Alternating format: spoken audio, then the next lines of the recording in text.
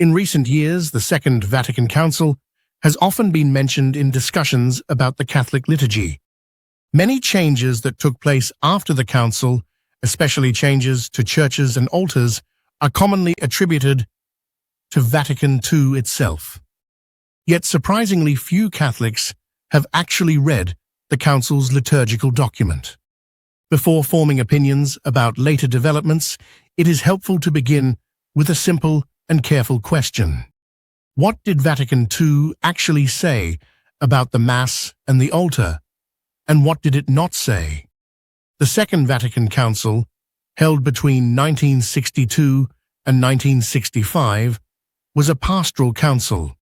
It did not define new dogmas, and it did not intend to break with the Church's prior teaching. Its purpose was to present the perennial faith of the Church more clearly and to encourage deeper participation in the life of the Church. When we want to know what Vatican II taught, the authoritative source is the Council's own documents, not later summaries or popular interpretations. Vatican II addressed the liturgy primarily in the Constitution on the Sacred Liturgy, called Sacrosanctum Concilium. In this document, the Council clearly reaffirms that the Mass is a true sacrifice. It teaches that the Eucharist makes present the one sacrifice of Christ offered once on Calvary and eternally present before the Father. The Mass is therefore not merely a communal gathering or symbolic meal. It is the sacramental representation of Christ's saving sacrifice, in which the faithful are invited to participate consciously and interiorly.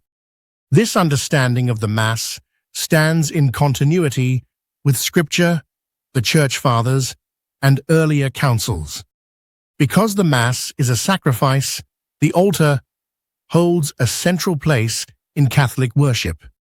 Sacrosanctum Concilium speaks of the altar as sacred and closely associated with Christ himself. The altar is not treated as ordinary furniture, but as the place where the Eucharistic sacrifice is offered. However, it is important to note what the Council does not mandate.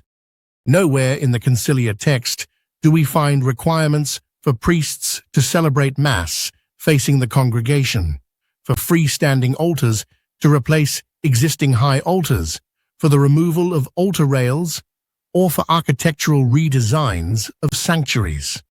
These instructions do not appear in the Council's document.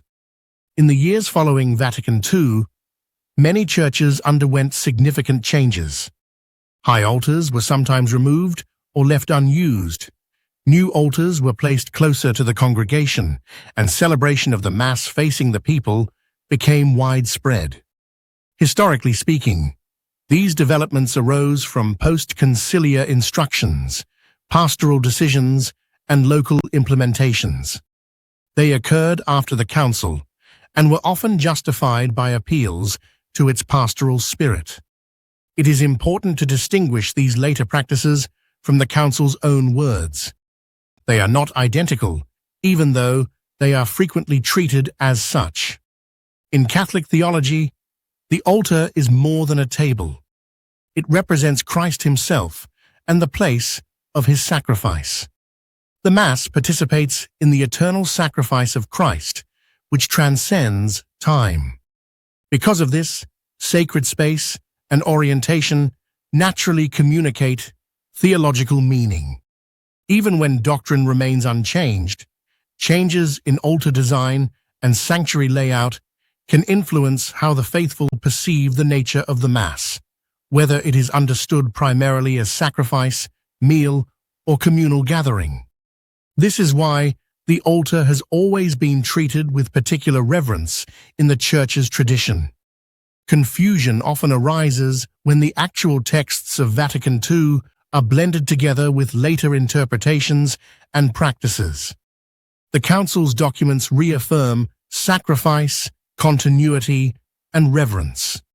Some later liturgical developments went beyond what the Council explicitly stated.